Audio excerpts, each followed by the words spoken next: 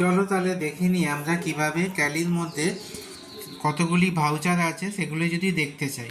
দেখো এখানে একটি কোম্পানি ওপেন আছে, নাম হচ্ছে আরিহান্ত। এবার এখান থেকে দেখো আমি আমার ডে বুকে যাচ্ছি।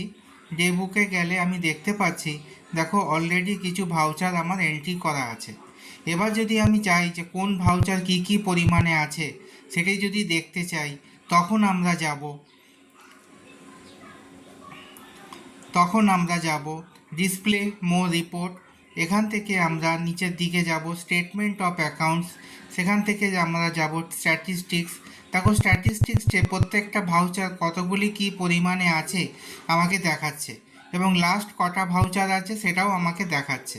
তাহলে এরকমভাবে ট্যালির মধ্যে কোন কোন ভাউচার কি কি পরিমাণে আছে দেখতে গেলে আমরা এই অপশানে যাব। এখানে গেলে আমি দেখতে পাবো কোন ভাউচার কি কি পরিমাণে আছে। Thank you for watching.